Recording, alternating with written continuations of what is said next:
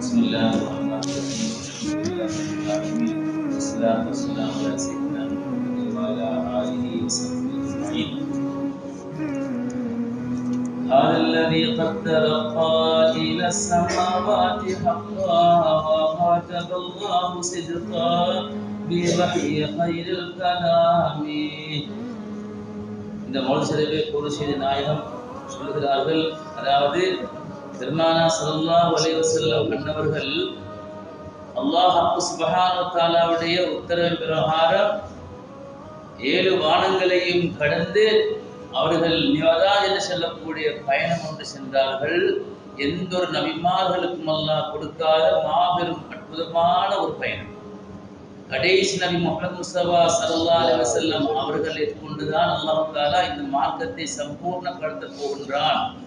ஆதம் அலைஹிஸ்ஸலாத்து வஸ்ஸலாம் அவர்கள் தொடங்கிய அந்த புனிதமாக்கி இஸ்லாம் மார்க்கத்தை எல்லா நபிமார்களும் சொல்லிக்கொண்டு வந்து 1,24,000 நபிமார்களும் ரசூல்மார்கள் எல்லாம் வந்து சொன்ன அந்த செய்தியை, அல்லாஹ்வுடைய அற்புதமான அந்த வகை செய்தியை சம்பூர்ணமாக படுத்தப்படக்கூடிய நபிதான் எங்கள் பெருமானார் முஹம்மது முஸ்தபா ஸல்லல்லாஹு அலைஹி வஸல்லம் அவர்கள். எனவேதான் அவங்களுக்கு எல்லாம் காட்டணும். சொர்க்கம் என்றால் என்னது, நரகம் என்றால் என்னது, அரிஷ் என்றால் என்னது, அல்லாஹ் தஆலாவுடைய அத்தனை ரகசியமான செய்திகளையும் எதெல்லாம் காட்ட வேண்டுமோ அத்தனையும் காட்டுவதற்காக வேண்டி கண்மணி ஸல்லல்லாஹு அலைஹி வஸல்லம் மன்னவர்களை அல்லாஹ் அழைத்த பயணம்தான் மிஅராஜுடைய பயணம். பெருமானார் ஸல்லல்லாஹு அலைஹி வஸல்லம் மன்னவங்க அவங்களுக்கு உதவியாக இருந்த 2 பேர் இருந்தார்கள். இஸ்லாம் மார்க்கத்துக்கு உதவியா பக்கபலமாக இஸ்லாத்தை மக்களுக்கு சொல்லிக் கொடுக்கின்ற நேரத்தில் குறைஷி காபிர்களுடைய மாபெரிய பயங்கரமான சோதனைகளும் அவர்களுடைய இடிபாடுகள் கஷ்டங்களுக்கு மத்தியில் பெருமானார் ஸல்லல்லாஹு அலைஹி வஸல்லம் அவங்களுக்கு 2 பேர்கள் அதாவது மிக உதவியா இருந்தாங்க. ஒன்றுதான் அவனுடைய மனைவி அன்னை ஹதீஜா ரலியல்லாஹு தஆலா அன்ஹா அவர்கள். அவங்க மாபெரிய சீமாட்டி பெண்மணி. அவங்க தன்னுடைய பணங்கள் எல்லாவற்றையும் இஸ்லாத்துக்காக வேண்டி அர்ப்பணம் செய்த ஒரு மாபெரிய ஒரு பெண்மணி அவங்க.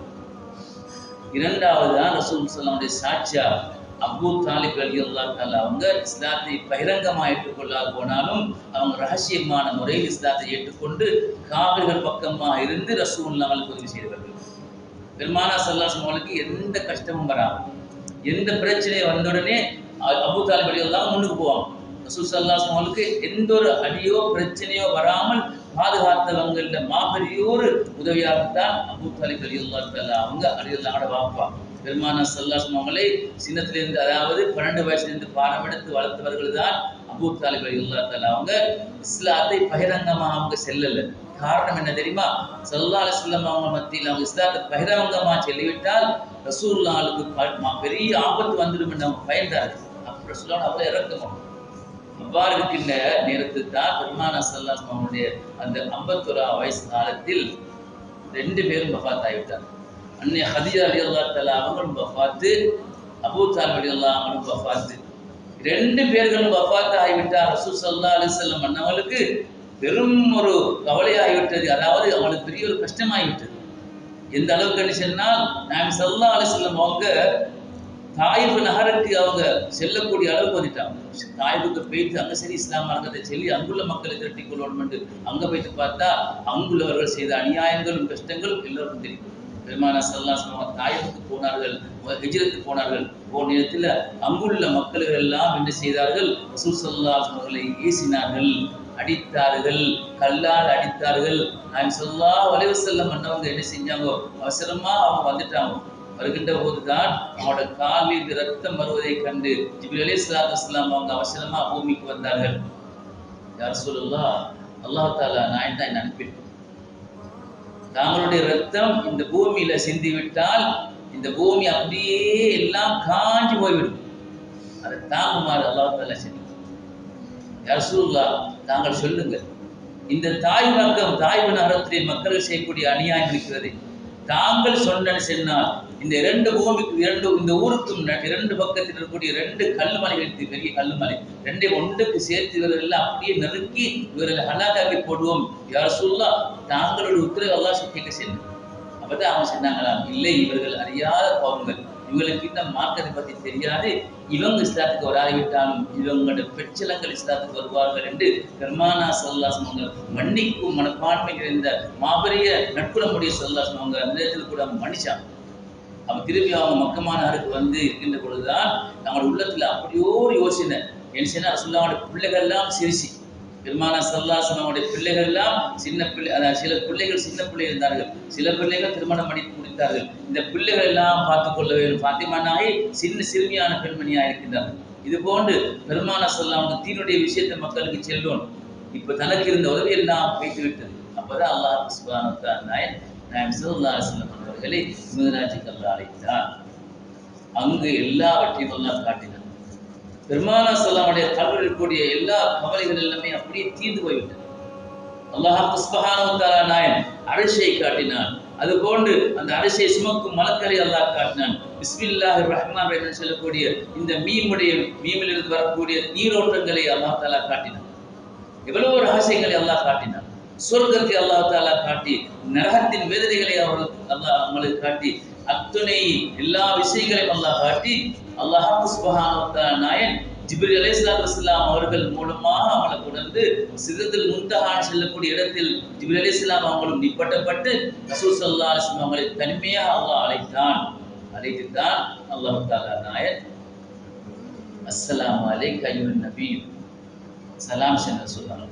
அல்லாஹ்வுடைய புறத்தின் சத்தம் வந்தது, சலாம் வந்தது. அப்பதான் சொன்னார்கள் அஸ்ஸலாமு அலைனா வ அலா இபாதில்லாஹி ஸாலிஹீன். யா அல்லாஹ், இந்த சலாம் என்னுடைய சாலிஹான உம்மத்துகள் அத்துணை பேர்கள் மீது உண்டாகட்டும் என்று அந்த இடத்திலேயே அவங்க இபாதத் சாலிஹாய உம்மத்துகளை அவங்க நடிச்சிட்டாங்க. யா அல்லாஹ், உன்னுடைய சலாம் சாலிஹான உம்மத்துகள் அத்துணை பேர்களை உண்டாகட்டும் என்று துஆ கேட்டார்கள். அதுக்கு பின்னால்தான் அல்லாஹ் சுப்ஹானஹு வ தஆலா நாயன் கொடுத்த மாபெரிய பரிசு தான் தொழுகை. எல்லா இபாதத்தும் அல்லாஹ் பூமியில அல்லாஹ் இறக்கினான், வஹி கொண்டு அல்லாஹ் இறக்கினான். ஸகாத் வஹி கொண்டு வந்தது, வஹியால தான் கொண்டு வரப்பட்டது. நோன்பு வஹியை கொண்டு வரப்பட்டது, வஹியால கொண்டு வரப்பட்டது. ஹஜ்ஜி வஹியை கொண்டு வரப்பட்டது. ஆனால் தொழுகை மட்டும் அல்லாஹ் தஆலா அழைத்து கொடுத்தார். அப்ப இந்த தொழுகை என்பது மிக முக்கியமான ஒன்று. இபாதத்துல தொழுகை என்பது ஒரு மனுஷனுடைய உடம்புல எப்படி தலை விசேஷமோ, தலை இல்லாத ஒரு மனுஷன் பிறக்க மாட்டான். தலை எப்படியோ அது போன்றுதான் இபாதத்துகள் எல்லாம் தொழுகை மிக முக்கியமானது. தொழுகை இல்லாத மனிதன் எதை செஞ்சாலும் வேலை. அந்த வாழ்க்கையில் அவன் அல்லாஹ்வை சுஜூது செய்யக்கூடிய அடியானாக மாற வேண்டும். அல்லாஹ் சுப்ஹானஹு வ தஆலா நாயன், அதாவது பெருமானா ஸல்லல்லாஹு சொன்னாங்க, 7 வயசுல உங்க புள்ளலுக்கு செல்லுங்க, தொலை செல்லி ஏவுங்க வாபு, உங்களுடைய அதாவது உங்களுடைய புள்ளலுக்கு நீங்கள் ஏவுங்கள், பிஸ்ஸலாத்தி தொழுகை கொண்டு ஏவுங்கள், 7இல் ஏவுங்கள், 8இல் ஏவுங்கள், 9இல் ஏவுங்கள். அவன் தொழாது விட்டால், 10 ஆகிவிட்டால், அவன் தொழாது விட்டால் ஒரு பெரும்பை எடுத்து அடியுங்கள். பெருமானா ஸல்லல்லாஹு சொன்னாங்க. அப்ப அந்த அளவுக்கு இஸ்லாம் வலியுறுத்துகிறது. ஒரு புள்ள 10 வயசு ஆகிவிட்டால் அவன் தொழுகையோடு சேர்ந்துடும், சம்பந்தப்பட்டோம். அல்லாஹ் சுப்ஹானஹு வ தஆலா நாயனை அவன் வணங்கும் ஒரு பிள்ளையாக அந்த பெற்றோர்கள் அவர்களை ஆக்க வேண்டும். இஸ்லாம் மார்க்கம் இது மிகவும் கடிஷா செல்லுது. பெருமானா ஸல்லல்லாஹு செல்ல கம்பெடுகோ, பெரும்பை எடுத்து நீங்க பிள்ளைக்கு அடிச்சு செல்லுங்க, மகன் சொல்லுங்க, சுப கெல்முங்கோ சொல்லுங்க. அப்ப 10க்கு பிறகு கம்பு தான். அது பிள்ளைக்கு செல்லு கொடுக்க செல்லு. 7லிருந்து தொடங்கும். 7, 8, 9, 10 ஆகி தொழாது விட்டால் தொழுதுன்னு சொன்னா சரி, தொழாது விட்டால் அந்த பிள்ளையை நீங்கள் கம்பெடுத்து தண்டியுங்கள். பிள்ளை அந்த இடத்துக்கு கொண்டு வந்து வச்சிருங்கோ. அல்லாஹ்வோட நீங்க தொடர்பு படுத்துச்சுன்னா அந்த பிள்ளை ஒருபோதும் வழிகட்டு போக மாட்டான். ஏன் தெரியுமா? குர்ஆன் சொல்லுது, இன்ன ஸலாத்த தன்ஹா அனில் ஃபஹ்ஷாஇ வல் முன்கர். தொழுகை இருக்குது அல்லவா, தொழுகை அது ஒரு கரண்ட், அது பெரிய ஒரு சக்தி வாய்ந்தது. இன்ன ஸலாத்த தன்ஹா அனில் ஃபஹ்ஷாஇ வல் முன்கர். ஒரு மனுஷன் கிட்ட ஒரு பாவம் இருக்குது, அவனால விட்டு கொள்ளையில, அவன் அந்த உடையலாம இருக்கிற பாவம் அவன் என்ன செய்கிறான்? அவன் தொழுகை விடுவோம் இல்லை, அவன் தொழுகையோடு இருக்கிறான், சரியான முறையில் வந்து தொழுகிறான் என்று சொன்னால் அல்லாஹ் குர்ஆன்ல சொல்லு, அவனுடைய பாவங்களை ஒன்றொன்றா அந்த தொழுகை அவனை விட்டு பாதுகாக்கும். தொழுகை அவனை அப்படியே தொழுகை அவன் பக்கம் தொழுகை அவனை அப்படி இழுத்துக் கொள்ளும், பாவங்கள் அவனை விட்டு போய்விடும். குர்ஆன் சொல்லுது. அவ தொழுகையை நாங்கள் என்ன செய்யணும்? எங்களோட வாழ்க்கையில நாங்கள் ஏற்படுத்திக் கொள்ளும். கண்மணி ஸல்லல்லாஹு அலைஹி வஸல்லம் உடைய இந்த அதாவது சுப்ஹான மௌலிது மீலாதுடைய நாட்கள்ல மிக விசேஷமாக எல்லா மக்களும் செய்து வர வேண்டிய ஒன்றுதான் இந்த இபாதத் கட்டாயம். மிக முக்கியமான ஒன்று தொழுகை. தக்கியால தொழுகை இல்லாமல் எந்த ஒரு அமலும் இல்லை. மார்க தொழுகைக்கு பின்னால் தான் சுப்ஹானல்லாஹ் ஆரம்பிக்கப்படும். இஷா தொழுகைக்கு பின்னால் தான் நாசா கொடுக்கப்படும். நான் எந்த நாளும் இதை செல்லு மக்கள் தொழாமல் இருப்பது அவனோட குற்றம். எனவேதான் பெற்றோர்கள் கவனத்தில் கொள்ள வேண்டும். தாய் தந்தையர்கள் தங்கள் பிள்ளைகளை அன்போட ஆதரவோடு அவங்களை நாங்கள் என்ன செய்ய வைக்கணும், தொலை வைக்கணும். அது உதாரணத்துக்கு ஒருத்தர் சில்லறை எப்படி தெரியுமா, உங்களோட பிள்ளை படுக்குது, சுபோக்கு நல்ல பசந்தா படுக்குது, நல்ல தூக்கம் பெற்றுக்கொண்டு நிற்கிறவங்க, எழுப்பதுக்கு சரியான மனசு நோவு, புள்ள படுக்குதே உள்ளமே அப்படித்தான் இருக்கும். அப்ப இந்த புள்ளையை நீங்கள் சுபகுடைய பாங்கு செல்ல நேரத்தில் பாங்கு செல்றதுக்கு பின்னால மகனே நீங்க எலும்புங்கோ என்று செல்ல உங்களுக்கு கொஞ்சம் லோபத்தான கொஞ்சம் படுக்கட்டுமே புள்ள.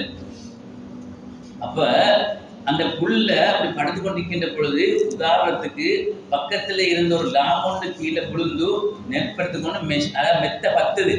இந்த நேரத்தில் நீங்க என்ன செய்ய போற, புள்ள படுக்கட்டும் நல்லா படுக்கட்டும் சரி நீங்க பார்த்து நிக்க என்ன செய்வீங்க, புள்ளைய அவசரமா எழுப்புவீங்க. அது சொபோக்கு பாங்க செஞ்சாலும் சரி பாங்க செல்லாட்டும் சரி தாகத்தும் சரி, எலும்பு மகனை எலும்பு, அவன் எலும்பாத விட்டா எடுத்துக்கொண்டு ஓடுவீங்க. புள்ளை ஏன் தெரியுமா, உள்ள 10 மணி அது உங்களோட பாசம். இதே நாங்கள் ஒரு சிந்தனையில் எடுத்தோம் சொன்னால் நாளைய கியாமத்து நாளையில் உன் பிள்ளை சுபகத்தொல்லாமல் படுத்த பிள்ளையை அல்லாஹ் நரக நெருப்படி அல்லாஹ் போட்டு பத்து வச்சா. அந்த நரக நெருப்புக்கு நீங்க பயம் இல்லையே. பிள்ளை கொஞ்சம் எழுப்பி நீங்க மகனே நீ தொழுதுவாப்பா செல்வி செல்வி இல்லை நீங்க செல்விருப்போம். பிள்ளைகளுக்கு நாங்கள் எல்லாம் செய்யக்கூடிய நாங்கள் பிள்ளைக்கு நாங்கள் கொடுக்குவோம், பிள்ளைக்கு நாங்கள் முன்ன கொடுக்குறோம், அவனுடைய எல்லா விஷயங்களும் நாங்கள் பார்க்கணும், கட்டாயம் பார்க்கணும். பிள்ளை தாய்தா கடமையில் கட்டாய கடமை. அதுபோல இந்த விஷயத்தில் நாங்கள் பிள்ளைகளை நாங்கள் இருந்தோம் சொன்னால் நிச்சயமாக அவங்களோட பிள்ளை ஒரு நாளும் மோசமாக போக மாட்டான். அல்லாஹ்வுடைய பாதுகாப்புக்குள்ள அவன் போதுவான். பெருமான ஸல்லல்லாஹு அலைஹி சஹாபா பெருமக்களுக்கு சொல்லிக் கொடுத்த தொழுகையுடைய விஷயத்துல சஹாபாக்கள் எப்படி தொழுதார்கள், அவங்களோட தொழுகையை பற்றி அவங்களுக்கு அவங்க தொழுகைக்கு தக்பீர் கட்டணும்னு சொன்னா அவங்களுக்கு உலகமே தெரியாது. சஹாபா பெருமக்களுடைய தொழுகை அப்படி. ஆனா தொழுகையுடைய விஷயத்தில் நாங்கள் இன்னொன்று அறிஞ்சு கொள்ளணும், நாங்கள் அல்லாஹ்வை சந்திக்க போகிறோம். இதுதான் தொழுகை. அல் முசல்லி யுனாஜி ரப்பா, பெருமானா ஸல்லல்லாஹு சொன்னார்கள், அல் முசல்லி யுனாஜி ரப்பா. ஒரு தொழக்கூடிய மனிதன் அவன் அல்லாஹ்வோட பேசிக்கொண்டிருக்கிறான், அவன் அல்லாஹ்வோட பேசிக்கொண்டிருக்கிறான். எனவேதான் நீங்கள் தொழக்கூடியவரை நீங்கள் அதாவது அவரை நீங்கள் குறுக்கிட்டுக் கொண்டு செல்ல வேண்டாம். அவர் சுஜூது செய்யக்கூடிய இடத்துக்கும் அவருக்கும் இடையால் நீங்கள் செல்ல வேண்டாம். அப்படி செல்வது கூடாது. அப்படி செல்பவரை தொழக்கூடியவர் தடுக்கலாம்.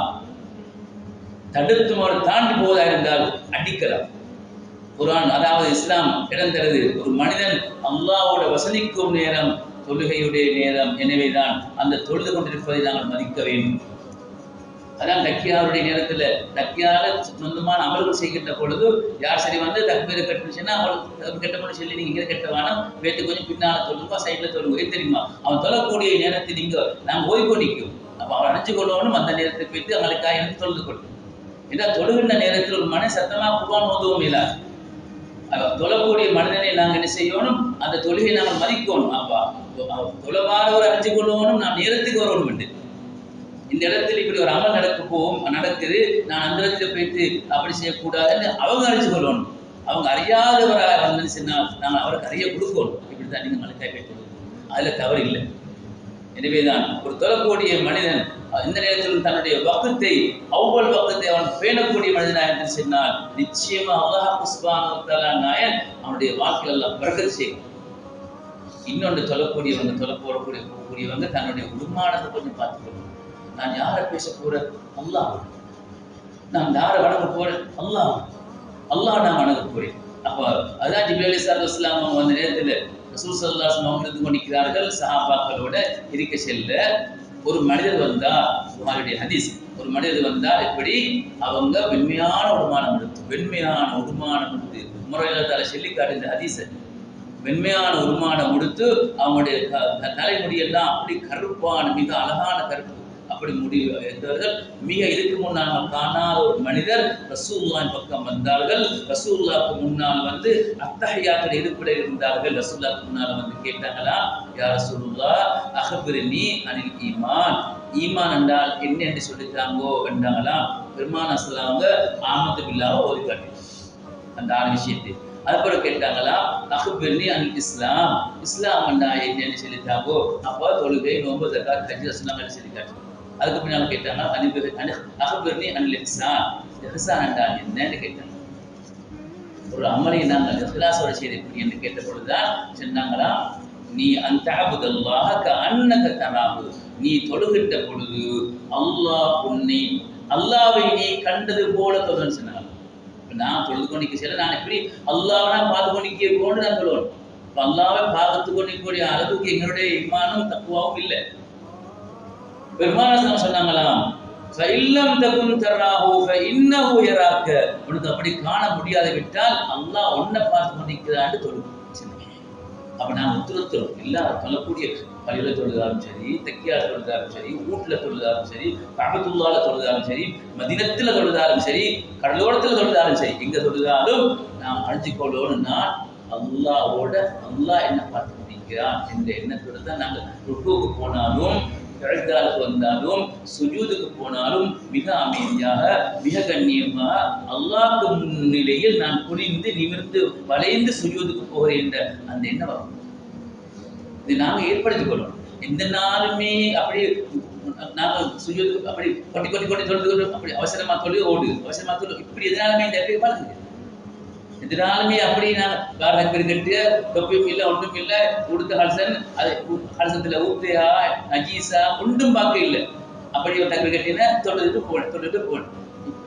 எப்போ நாங்கள் திருந்து எங்களோட தொழுகை நாங்கள் எப்போ நாங்கள் திருந்த போகிறோம், அது அல்லாஹ்வோட நான் பேசி கொண்டிருக்கிறேனே, இந்த ரப்பை பார்த்து கொண்டிருக்கிறேன், நான் இந்த இபாதத்தை நான் செய்கிறேனே என்ற நல்ல எண்ணம் இதுங்கிற உள்ளத்தில் வரும்.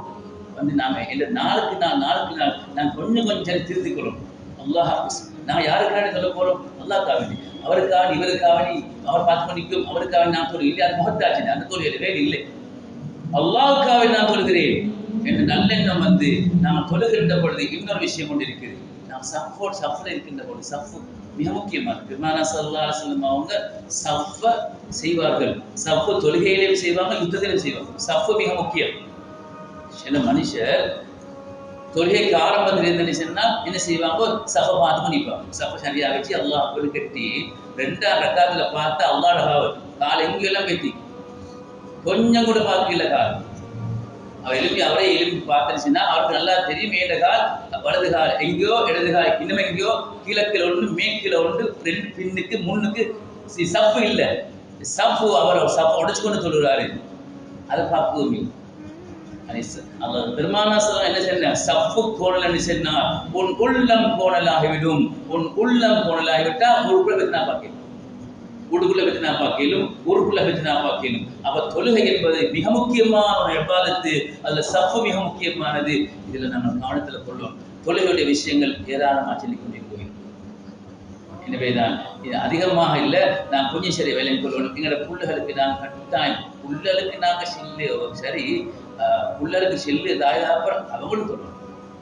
அல்லாஹ் சுப்ஹானஹு வ தஆலா நாயனை வணங்கும் நல்லடியானாக நாங்கள் மாறிவிட்டோம் என்று சொன்னால் நிச்சயமா ஒரு மனுஷன் 5 வக்துகளை தேடி தொழுதுன்னு சொன்னால் அவனுடைய சக்கராத்து லேசாகும்.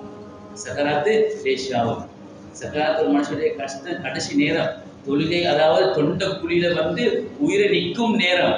அவனுடைய காலும் செத்து காலும் பணம் உசுறு வைத்து இடுப்பெல்லாம் வைத்து குளிர்ந்து வைத்து நெஞ்சில் வந்து நின்று கொண்டிருக்கும் நேரத்தில் அவனுடைய கண் பிறந்து கொண்டிருக்கும், அதாவது தொண்டை குழிக்குள்ள வந்துடும். இந்த நேரத்தில் அவனுடைய சக்கராத்துடைய வருத்தத்தை யாருக்குமே செல்லலாம். அந்த கஷ்டமான நேரத்தை அல்லாஹ் சொல்லுவான். எது இந்த தொழுகை. 2வது அவனை கபூர்ல கொண்டு வந்து வச்சுட்டு வந்தோம் என்று சொன்னான், அந்த கபருடைய நெருக்கடியும் மலக்குகளுடைய பயங்கரமும் இந்த தொழுகையை நீக்கி போடும். அவனுக்கு அது வராது. அல்லாஹ் அந்த கபரை சந்தோஷமாக இருப்பான். ஏன் தெரியுமா, அவன் தொழுகை பேணினவனை அல்லாஹ் அங்கு பேணுவான், அல்லாஹ் அங்கு பாதுகாப்பான். 3வது கியாமத்து நாளையிலேயே, அதாவது அவனுடைய நன்மை தீமைகள் நெருக்கும் நேரத்திலே அல்லாஹ் தஆலா நாயன் அவனுடைய மீசானிலே அல்லாஹ் நன்மையை அல்லாஹ் அதிகப்படுத்தி வைப்பான் தொழுகை கொண்டு. 4வது அதாவது அவனுடைய கேள்வி கணக்கு அல்லாஹ் லேசாக்குவான். 5வது சிராத்துல் முஸ்தகீம் பாலத்திலே அவன் நடுங்கி சிராத்துல் முஸ்தகீம் பாலத்தில் அவன் போவானே, அந்த நடுக்கமோ கஷ்டமோ இல்லாமல் அல்லாஹ் தஆலா அந்த சிராத்துல் முஸ்தகீம் பாலத்தில் அபசரமா போகக்கூடிய பாக்கியத்தை அல்லாஹ் தருவான். இந்த 5 நேர தொழுகைக்கும் இந்த 5 பித்னாக்கள் மாண்டிவிடும். எனவே நாங்களும் செய்யணும், எங்களோட பிள்ளைகளுக்கு நான் செய்ய வைக்கணும், எங்களுடைய பொம்மருக்குள்ள சின்ன பிள்ளை, அதாவது நாங்கள் பழக்கினோம்னு சொன்னால் நாங்கள் மூத்தாய் கபருக்கு சென்றாலும் கூட இந்த பிள்ளைகள் பலக்கூடிய பிள்ளைகளாக நான் விட்டு செல்கிறேன் என்ற ஒரு சந்தோஷம் மனநிலை எங்களுக்கு வர வேண்டும். எனவே அந்த அளவுக்கு நாங்கள் இந்த முகமது சவாசனுடைய பிறந்த நாளுடைய செய்திகளிலே நாங்கள் விசேஷமாக அந்த தொழுகையை நாங்கள் எங்களுடைய உள்ளத்தில் எடுத்து நடைமுறைப்படுத்தக்கூடிய நல்ல அடியார்களாக நம் அனைவரும்